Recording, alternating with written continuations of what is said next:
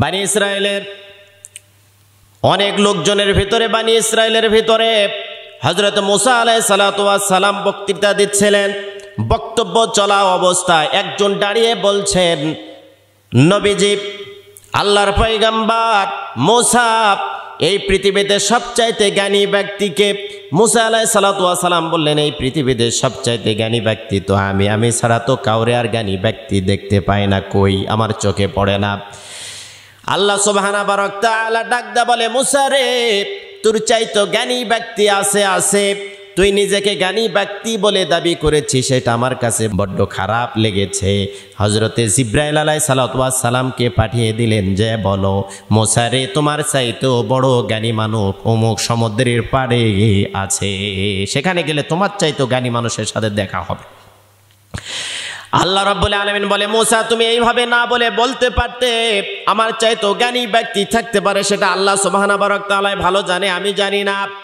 এমনটা বললেই ভালো হতো, খুশি হতো, দাম্ভিকতা আসতো না, অহংকার আসতো না। আমি বলতে চাচ্ছি এই ঘটনাটার মাধ্যমে, ঘটনাটা চমৎকার, শুনতে থাকেন এই কথাটা। এই জন্যে আমি আপনাদের সামনে আলোকপাত করছি, উপস্থাপন করছি। এই জন্যেই অনেক মানুষ অর্থ সম্পদ বেশি থাকলে একটু অহংকারের মধ্যে পড়ে যায়। এলেম আমল যদি একটু বেশি করে অহংকার করে, যদি হজ করে আসে অহংকার করতে থাকে, দান খয়রাত করে বাহবা আর তাকবীর নিয়ে নিজেকে অনেক বড় মনে জাহির করতে চায়, এইটা যদি কেউ করে কিয়ামতের ময়দানে হাজি হন, গাজী হন, আলেম হন, মুফতি হন, মুহাদ্দিস হন, হাফেজ সাহেব হন, কারি সাহেব হন, দানবীর হন, যেই হন না কেন আপনার কোনো কিছু কাজে আসবে না, বরং এই রিয়া, এই গুনাহ করার কারণে উল্টা জাহান্নামে যাইতে হবে। আমাদের আমল হবে একমাত্র আল্লাহর জন্য, হজ হবে আল্লাহর জন্য, আমল আর ইবাদত বন্দেগী হবে আল্লাহর জন্য, দান খয়রাত হবে আল্লাহর জন্য, বাহবার তাকবীরের জন্য যদি আমরা দান খয়রাত করি, কিয়ামতের ময়দানে আল্লাহ রাব্বুল আলামিন বললে, বান্দা দান করেছো, দোয়া নিয়েছো, বাহবা দিয়েছো, তাকবীর নিয়েছো, দুনিয়ায় সব কিছু পেয়ে গেছো। হাজী সাহেব তুমি হজ করেছো, নামের আগে আল হাজ না লিখলে মাহফিল বন্ধ করে দিয়েছো, ব্যানার ছিঁড়ে ফেলে দিয়েছো, তাফসীর মাহফিলে 44 ধারা জারি করেছো। এই জন্য তুমি দুনিয়াতে তোমার ডাকনাম জজ খ্যাতি যা পাওয়ার পেয়ে গেছো, পরকালের জন্য কিছু নাই। এলেম অর্জন করেছো, বক্তা বলবে কণ্ঠ ভালো, অহংকার করেছো, দুনিয়াতে তোমাকে মানুষ তাকবীর দিয়েছে, বাহবা দিয়েছে, সেটাই শেষ হয়ে গেছে, পরকালে তোমার জন্য আর কিছু নাই। মুসা আলাইহিস সালাতু ওয়াস সালাম বলছে, আমার মতো জ্ঞানী মানুষ তো আর কেউ না। জিবরাইল আমিন বলে যে তোমার চাইতে জ্ঞানী ব্যক্তি অমুক সমুদ্রের আছে, দেখো সমুদ্রের পাড়ে আছে। মুসা নবী আল্লাহর কাছে ফরিয়াদ করে ডাক দেয়া বলে, মালিক তাহলে আমাকে একটু যাওয়ার সুযোগ করে দেন, আমার চাইতে জ্ঞানী ব্যক্তিটাকে একটু সাক্ষাৎ করতে চাই। আল্লাহ তাআলা বললেন, অমুক সমুদ্রের পাড়ে চলে যাও, যাওয়ার সময় ব্যাগের ভিতরে একটা মরা মাছ নিয়ে যাবা, মরা মাছটা যেই জায়গায় তাজা হয়ে সমুদ্রে লাফ দিয়ে ঝাঁপ দিয়ে দৌড়াতে থাকবে, ওই জায়গায় মনে করবা তোমার চাইতে জ্ঞানী মানুষ আছে। মুসা আলাইহিস সালাতু ওয়াস সালাম যখন ফেরাউনের দরবারে গিয়েছিলেন, তখনও ভাই হারুনকে নিয়েছিলেন। আবার এখানে যাওয়ার সময়ও মুসা আলাইহিস সালাতু ওয়াস সালাম ইউশা ইবনে নুনকে সাথে নিলেন, সফর সঙ্গী, পিএস বলতে পারেন, অ্যাসিস্ট্যান্ট বলতে পারেন, সেক্রেটারি বলতে পারেন, তাকে সাথে নিয়ে রওনা দিয়েছেন। প্রতিমধ্যে ক্লান্ত শরীর নিয়ে পাথরের উপরে ঘুমিয়ে গেছেন। কিন্তু ইউশা ইবনে নুন দেখলেন যে ব্যাগের মধ্যে থেকে মরা মাছটা তাজা হয়ে সমুদ্রের ভিতরে একা বেঁকা পথ হয়ে যেই দিক দিয়ে মাছ চলে গেছে, সেই দিক দিয়ে রাস্তা তৈরি হয়ে গেছে। মুসা আলাইহিস সালাতু ওয়াস সালামের ঘুম ভাগলো। ইউশা ইবনে নুনের এই কথাটা বলার কোনো মনে নাই, স্মরণে ছিল না, শয়তান তাকে ভুলিয়ে দিয়েছে। অনেক পথ সামনের দিকে চলে গেছে। যাবার পরে মুসা আলাইহিস সালাতু ওয়াস সালাম বলেন, কি ব্যাপার, আমাদের সেই জায়গাটা কোথায়, আর আমাদের থলের মাছটা কোথায়, ব্যাগের মাছটা কোথায়? ইউশা ইবনে নুন ডাক দেয়া বলে, ওই যেই জায়গায় আপনি ঘুমিয়ে গিয়েছিলেন, ওই জায়গায় তো আমার চোখের সামনে মরা মাছ তাজা হয়ে সমুদ্রের দিকে চলে গেল, আর যেই দিক দিয়ে মাছ দৌড়াতেছিল ওই দিক দিয়ে একটা রাস্তা তৈরি হতেছিল, আমি দেখতেছিলাম, কিন্তু আপনাকে বলবো আমার স্মরণ ছিল না। কারণটা হচ্ছে শয়তান আমাকে ভুলিয়ে দিয়েছিল। চমৎকার ঘটনা, যত আগের দিকে যাবেন ততই মজা পাবেন, যত শুনবেন তত শুনতেই মন চাইবে। প্রিয় ভাইয়েরা, হাদিসে কোরআনুল কারিমে ঘটনাটা এসেছে, কুরআনুল কারীমের সত্য ঘটনা। মুসা আলাইহিস সালাতু ওয়াস সালাম বললেন যে কি বলো, তুমি আমাকে বলবা না যেই জায়গায় মাছ চলে যাবে ওই জায়গায় তো আমরা ওই ব্যক্তিটাকে, জ্ঞানী ব্যক্তিটাকে পেয়ে যাব। পেছনের দিকে ব্যাক করে আবার ফিরে আসলেন, যেই জায়গাতে মাছ হারিয়ে গেছে ওই জায়গাটা পেয়ে গেলেন। দেখলেন পা থেকে মাথা পর্যন্ত চাদর দিয়ে ঢাকা একজন মানুষ। মুসা আলাইহিস সালাতু ওয়াস সালাম সালাম দিলেন, উত্তর নিয়ে আবার জিজ্ঞাসা করলো কে? মুসা আলাইহিস সালাতু ওয়াস সালাম বললেন আমি মুসা। মুসা আলাইহিস সালাতু ওয়াস সালাম যখনই বলেছে আমি মুসা, খিজির আলাইহিস সালাতু ওয়াস সালাম বলে তুমি কি বানি ইসরাইলের সেই মুসা নাকি? মুসা আলাইহিস সালাম অবাক হয়ে গেলেন যে আমার ব্যক্তিগত অ্যাড্রেস আমি তার কাছে তো পুরোপুরি বলি নাই, কোথায় আমার বাড়ি, কোথায় থাকি, কোথায় জন্ম, কোথায় কি, কেমনে এটা সম্ভব যে আমি বানি ইসরাইলের মুসা? এটা খিজির আলাইহিস সালাতু ওয়াস সালাম জানলো কেমনে করে? জিজ্ঞাসা করলেন যে আমার এই অ্যাড্রেসটা আপনি জানলেন কি করে? খিজির আলাইহিস সালাতু ওয়াস সালাম বলছেন একজন নবীর খবর আর একজন নবীর কাছে তো অবশ্যই থাকবে, কেন এসেছো বলো? মুসা আলাইহিস সালাম বলেন আল্লাহর পক্ষ থেকে যে জ্ঞান, যে বিচক্ষণতা, যে ইলম, যে প্রজ্ঞা, যে হিকমা আপনাকে আল্লাহ তাআলা দান করেছেন সেখান থেকে আমাকে কিছু দিতে হবে, আমি নেওয়ার জন্য এসেছি। খিজির আলাইহিস সালাতু ওয়াস সালাম বলল তুমি পারবা না, কারণ আমার সাথে থাকতে হলে অনেক ধৈর্যশীল হওয়া লাগবে, আমার সাথে থাকতে হলে কোনো কথা বলা যাবে না, চুপ করে থাকা লাগবে। এই নির্জন নির্বিচ্ছিন্ন জায়গায় আমি একা একা আছি, কিন্তু তুমি আমার সাথে ধৈর্য সহকারে থাকতে পারবা না। মুসা আলাইহিস সালাতু ওয়াস সালাম বলেন আপনি যা বলবেন তাই শুনবো, কোনো কথা হবে না, শুধু চুপি চুপি থাকবো, আপনার কাছ থেকে ইলম নিব, জ্ঞান নিতে চাই। খিজির আলাইহিস সালাতু ওয়াস সালাম বললেন ঠিক আছে আমার সাথে চলো। বিশাল নদী পার হতে হবে, নৌকার মাঝি আরো লোকজন নৌকাতে উঠালেন। খিজির আলাইহিস সালাতু ওয়াস সালাম নৌকার সামনে যেতে তাকে সম্মান করলেন, সালাম দিলেন। সবার কাছ থেকে নৌকার ভাড়া চাই, খিজির আলাইহিস সালাতু ওয়াস সালামের কাছ থেকে কোনো ভাড়া নেয় না, সম্মান প্রদর্শন করে। মোল্লার সম্মান শুধু আজকে নয়, প্রায় 1450 বছর আগে থেকে, তার আগে থেকেও পৃথিবী শুরু লগ্ন থেকে আদম আলাইহিস সালাতু ওয়াস সালাম থেকে শুরু করে মোল্লার যে লাইন আছে, আলেমের যে লাইন আছে, জালেমের লাইন নয়, আলেমের যে লাইন আছে আল্লাহর পক্ষ থেকে তারা সম্মানিত হয়। বর্তমানে আলেম আর মোল্লাদেরকে মানুষ দেখলে তাচ্ছিল্য করে, তুচ্ছ তাচ্ছিল্য করে, কটূক্তি করে। এই কটূক্তি করা, তুচ্ছ তাচ্ছিল্য করাও কিন্তু আজকে নতুন কোনো খবর নয়। আবু জেহেল, উতবা, সাইবা, মুগিরা, আবুল আহাব তারাও কিন্তু নবীজির দুশমনি করেছে, নবীজির উপরে বিভিন্নভাবে তিরস্কার করেছে। খিজির আলাইহিস সালাতু ওয়াস সালামের কাছ থেকে ভাড়া নেন না, সম্মান করলেন। সেই সময়ের আলেমদের একটা দাপট ছিল, অহংকার ছিল, এলেম ছিল, যোগ্যতাও ছিল, বর্তমানেও আছে, কিন্তু সিন্ডিকেট করে এক ধরনের জালেমেরা আলেমদেরকে অব্যাহত করতে চাই, নাম নিশানা মুছে দিতে চাই, ইসলাম এবং কোরআনের ভাবমূর্তি নষ্ট করতে চায়, আলেমদের ভাবমূর্তি নষ্ট করতে চায়। একজন আলেমকে ওয়ার্ডের দায়িত্ব দিতে চায় না, ইউনিয়নের দায়িত্বশীল হিসেবে দায়িত্ব দিতে চায় না, একজনকে দেশের দায়িত্ব দিতে চায় না, কারণ বলে মোল্লার মাথায় কি আছে, মোল্লা কি চালাইতে পারবে নাকি, বলে দিতে চায়। 12,500 বর্গ মাইল, হযরত ওমর 12,500 বর্গ মাইলের প্রেসিডেন্ট ছিলেন। বাঘ আর সিংহ একই জায়গায় পানি খাইয়েছেন, চোর ছিল না, ডাকাত ছিল না, ছিনতাই ছিল না। গভীর রাতে একজন সুন্দরী সুশ্রী রমণী যদি হেঁটে যেত, কোনো বকাটা যুবক তার দিকে তাকানোর দুঃসাহস পেত না। আজকে আজও যদি কোরআন আর সুন্নাহ দিয়া মোল্লারা যদি দেশ শাসন করে, দেখবেন হযরত ওমরের মতোই ঘটনা ঘটবে।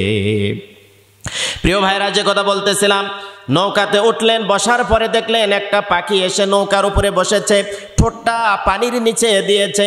ওই ঠোঁটের উপরে যতটুকু পানি, খিজির আলাইহিস সালাম মুসা নবীকে ডাক দেয়া বলেছে দেখো এই যে ঠোঁটে, পাখির ঠোঁটে যতগুলো পানি, এটাই আমার জ্ঞান, তোমার জ্ঞান, গোটা পৃথিবীর মানুষের জ্ঞান এই ঠোঁটের এক ফোঁটা পানির মতো। আর এই বিশাল সমুদ্রের যত জ্ঞান সব কিছু আল্লাহ রাব্বুল আলামিনের। এরপরে কিছু দূর যাবার পরে মাছ বরাবর ওই নদীর মাঝখানে গিয়া নৌকা হঠাৎ করে ফুটা করে দিলেন। খিজির আলাইহিস সালাতু ওয়াস সালাম, পানি উঠতেছে, নৌকা ফুটা করে দেওয়ার পরে মুসা আলাইহিস সালাম অবাক হয়ে গেলেন। কি ব্যাপার, এত জ্ঞানী মানুষ, এত হেকমাত, এত কৌশল, আমার চাইতে বলে বেশি জ্ঞানী, সে তো নৌকা ফুটা করে দিয়ে সমস্ত মানুষের মেরে ফেলার চক্রান্ত করছে, প্রাণহানি করার চেষ্টা করছে, এ নাকি মহাজ্ঞানী, কেমনে করে সম্ভব হয়? মুসা আলাইহিস সালাতু ওয়াস সালাম বলছে, এ তো বাজে মানুষের অভ্যাস, এ তো বকাটে মানুষের অভ্যাস, নৌকাতে উঠলে ভাড়া দিতে চায় না, নৌকাতে উঠলে নৌকা ফুটে করে দিচ্ছে, এটা কেমন কথা? নৌকা ফুটে করে দেওয়ার সাথে সাথে মুসা আলাইহিস সালাম যখন চিৎকার করে বলে, এটা আপনি কি কাজ করলেন? খিজির আলাইহিস সালাম বললেন, আমার সাথে থাকলে ধৈর্য ধারণ করতে হবে, কোনো কথা বলা যাবে না, আমি যা করব চুপ করে শুনতে হবে। মুসা নবী ইউশা ইবনে নুনকে ডাক দেয়া বলে, কি ব্যাপার, এটা কোনো ভালো মস্তিষ্ক, ভালো মানুষের কাজ তো এটা হতে পারে না। ইউশা ইবনে নুন বলে, চুপ করে থাকেন, ঘটনাটা কি হয় একটু দেখি। নৌকা পার হয়ে চলে গেলেন, অনেকগুলো সন্তান সেখানে খেলাধুলা করছে, অনেক বালক, ছোট্ট ছোট্ট বাচ্চারা খেলাধুলা করছে। সবচাইতে যেটা ফুলের মতো ফুটফুটে সন্তান, ওই সন্তানটাকে ডাক দিনে এসে একটা আঘাত করে শরীর থেকে মাথাটা দ্বিখণ্ডিত করে দিলেন। সবচাইতে দেখনিওয়ালা সন্তান, যেটা সবচাইতে সুদর্শন যেই সন্তান, ওই ছেলেটার মাথা দেহ থেকে আলাদা করে দিল। মুসা আলাইহিস সালাম বলছেন, কি ব্যাপার, একটা নৌকা ফোটা করে দিল, এরপরে আবার এসে এখানে এই সন্তানটার কি অপরাধ ছিল? নিষ্পাপ ফুলের পাপড়ির মতো সন্তানটাকে হত্যা করে ফেলল। সে নাকি আমার চাইতে জ্ঞানী, সে নাকি আমার চাইতে বুদ্ধিমান, কেমন করে আমার তো মাথায় ধরে না। বলল, আপনি কি কাজ করলেন? নিরপরাধ একটা ছোট্ট বাচ্চাকে আপনি হত্যা করলেন, আপনার কি মাথা ঠিক আছে? আপনি নৌকা ফোটা করে দিলেন, আবার এসে এখানে নিরপরাধ ফুলের পাপড়ির মতো ছোট্ট বাচ্চাটাকে আঘাত করে আপনি দ্বিখণ্ডিত করে দিলেন, কাল্লাটা মাথা থেকে ধড় থেকে আলাদা করে দিলেন, আপনি কি করছেন এগুলো? খিজির আলাইহিস সালাতু ওয়াস সালাম বলল, প্রথমে নৌকা ফোটা করেছি, সেখানেও তুমি অনেক কথা বলেছ, আবার এখানে এসে বাচ্চাকে হত্যা করেছি, এরপরও কথা বলতেছো। যেহেতু বেশি কথা বলতেছো, তাহলে আর সামনের দিকে আগানো যাবে না, তুমি আর আমার সাথে সফর সঙ্গী হিসাবে থাকতে পারবে না। সফর সঙ্গী হিসাবে থাকার জন্য যেইটুকু ধৈর্যের প্রয়োজন, যে যোগ্যতার প্রয়োজন, মুসা তুমি সেই যোগ্যতা হারিয়েছ। ইউশা ইবনে নুন মুসা নবীকে ডাক দেয়, বলে, আপনি চুপ থাকেন না কেন? আপনি শুধু খেলা দেখেন কি হচ্ছে, আপনি চুপ করে না থাকলে তো আমরা কোনো কিছু দেখতে পারবো না। মুসা আলাইহিস সালাতু ওয়াস সালাম বললেন, আমার ভুল হয়ে গেছে, আমি আর কোনো কথা বলতে রাজি নাই, আমি আর কোনো কথা বলবো না, চলেন সামনের দিকে যাই। খিজির আলাইহিস সালাতু ওয়াস সালাম মুসা নবীকে ডাক দেয়, বলে, চুপ থাকবা, বেশি কথা বলা যাবে না। সামনের দিকে কিছু দূরে যাবার পরে ক্ষুধা লেগে গেছে, পিপাসিত অবস্থায় ক্লান্ত শ্লান্ত শরীর নিয়ে একটি গ্রামের ভিতরে মহল্লার মধ্যে ঢুকে পড়েছে। সেখানে যাবার পরে সবাইকে বলল, তোমরা আমাদেরকে একটু কিছু খাবার দাও, পানি দাও, পিপাসিত অবস্থা, আমরা লং টাইম ধরে জার্নি করছি, অনেক পথ পাড়ি দিয়ে হেঁটে হেঁটে এসেছি, আপনারা আমাদেরকে একটু খাবারের ব্যবস্থা করে দেন। যত বাড়িতে গিয়েছে কেউ খাবার দেয় না, পানি দেয় না, রুটি দেয় না, মুড়ি চিড়া কোনো কিছুই দেয় না, খাবার দেয় না, সবাই তাড়িয়ে দিল তাদেরকে দূর দূর করে। অবাক করা একটি ঘটনা, খিজির আলাইহিস সালাতু ওয়াস সালামের চোখের সামনে পড়ে গেল একটা প্রাচীর, পড়ে যাবে যাবে ভাব, হয়তো কিছুক্ষণের ভিতরে প্রাচীরটা ফেটে গেছে, পড়ে যাবে, ওই পড়ে যাবে এরকম প্রাচীরটাকে এসে সুন্দর করে আবার নির্মাণ করে দিল, প্রাচীরটাকে সোজা করে আবার সুন্দর করে তৈরি করে দিল। মুসা আলাইহিস সালাতু ওয়াস সালামের তো আরো বেশি রাগ হয়ে যাচ্ছে, নৌকা ফুটে করার কারণে যত বেশি রাগ হয়েছে, বাচ্চাকে হত্যা করার জন্য খিজির আলাইহিস সালামের উপরে যত বেশি রাগ করেছে, তার চাইতে আরো বেশি রাগ হয়েছে। যেই যে এলাকায় আসলে এক গ্লাস পানি পাওয়া যায় না, যে এলাকায় আসলে খাবার পাওয়া যায় না, একটা কোনো মানুষ আমাদের পাশে দাঁড়ালো না, ওই এলাকায় এসে আপনি কেন কেন এই পড়ে যাবে, ফাটল ধরেছে, এই ধরনের প্রাচীর আপনি নির্মাণ করে দিলেন, ভেঙ্গে পড়ে যাবে, প্রাচীরটা নির্মাণ করার দায় আপনার কিসের জন্যে? খিজির আলাইহিস সালাতু ওয়াস সালাম বললেন যে, তুমি আবারও আমাকে কাউন্টার দিয়েছ, আবারও কথা বলেছ, আমার সাথে ওয়াদা করেছিলে আমি যা যা করব কোনো কথা বলতে পারবে না, নৌকা ফোটা করলাম, তুমি কাউন্টার দিয়েছ, এরপরে বাচ্চাকে হত্যা করেছি, কাউন্টার দিয়েছ, প্রাচীর নির্মাণ করে দিয়েছি, আবার কাউন্টার দিয়েছ, আমি আর চতুর্থবার যেতে চাই না। এখন কান খুলে শোনো, এই তিনটা ঘটনাটা কি জন্যে ঘটলো? নবী করিম সাল্লাল্লাহু আলাইহি ওয়াসাল্লাম এটা হাদিসের মধ্যে, বুখারী শরীফ, তিরমিজি শরীফ, মুসলিম শরীফের হাদিসের মধ্যে সুন্দর করে বর্ণনা করে দিয়েছেন। মুসা যদি আরো চুপ থাকতো, মুসা যদি কথা না বলতো, তাহলে এরকম হাজার হাজার ঘটনা মুসা নবী খিজির আলাইহিস সালাতু ওয়াস সালামের মাধ্যমে জানতে পারতো। কিন্তু মুসা কথা বলেছে বেশি, ধৈর্য কম, এই জন্যে বেশি দেখতে পারে না, মাত্র 3টা ঘটনা। মুসা নবী জিজ্ঞেস করলে, এখন আমাকে এই জবাব দেন, কেন আপনি বাচ্চাকে হত্যা করলেন? কেন আপনি নৌকা ফুটা করে দিলেন?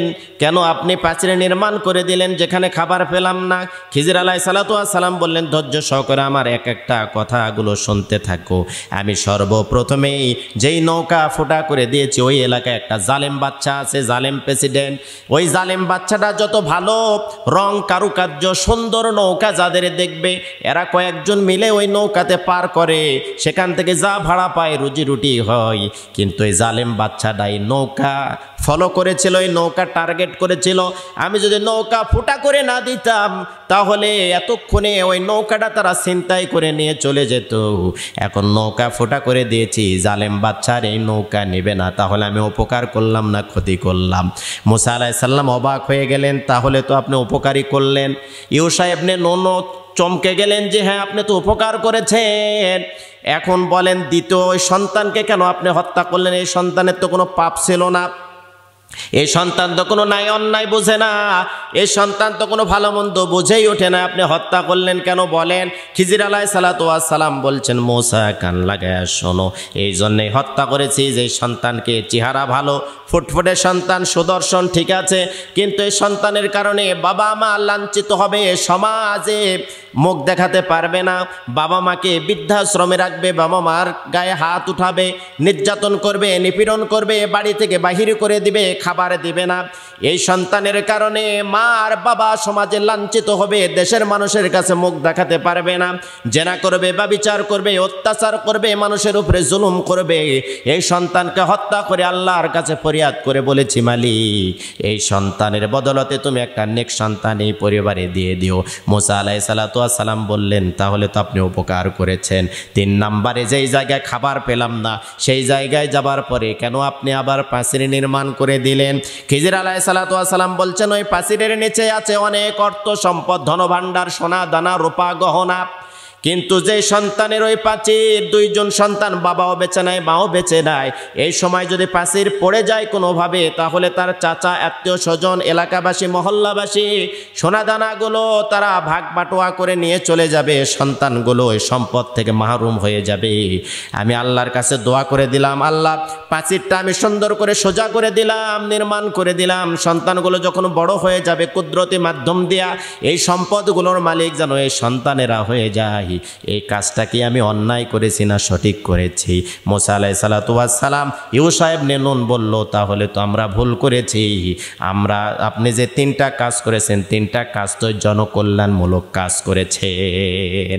খিজির আলাইহিস সালাতু ওয়াস সালাম বললেন, তোমরা যদি চুপ থাকতে, এরকম হাজারো ঘটনা তোমরা দেখতে পারতে, অনেক জ্ঞান নিয়ে এখান থেকে ফিরে যেতে পারতে। মুসা নবী এই ঘটনাটা এই জন্য আপনাদের সামনে আলোকপাত করলাম, এলেমের বড়াই করবেন না, জ্ঞানের অহংকার করবেন না, টাকা পয়সার অহংকার করবেন না, আপনি কোনো বিষয়ে দান খয়রাতের অহংকার করবেন না, প্রাচুর্য আর ব্যাংক ব্যালেন্স, ডাক নাম, যশ খ্যাতি, কোনো কিছুর অহংকার যদি আপনি করেন, আপনার চাইতেও ভালো মানুষ পৃথিবীতে আছে, আপনার চাইতে বড় দানবীর পৃথিবীতে আছে, আপনার চাইতে ভালো হাজী সাহেব পৃথিবীতে আছে, আপনার চাইতে স্মার্ট, সুদর্শন, রূপে গুণে সব দিক দিয়ে আল্লাহ সুবহানাহু ওয়া তাআলা পৃথিবীতে হয়তো রেখেছেন, হয়তো আমরা জানি না, কিন্তু অনেক সময় বলে দিই, আমার চাইতে বড় হাজী কেউ নাই, আমার চাইতে বড় দানবীর কেউ নাই, আমার চাইতে বড় বক্তা কেউ নাই, আমার চাইতে বড় ভালো মানুষ আর কেউ নাই, আমার চাইতে আমলধারী কেউ নাই, আমার চাইতে বড় তাহাজ্জুদ গুজারি কেউ নাই, আমার চাইতে নামাজিওয়ালা বড় আর কেউ নাই।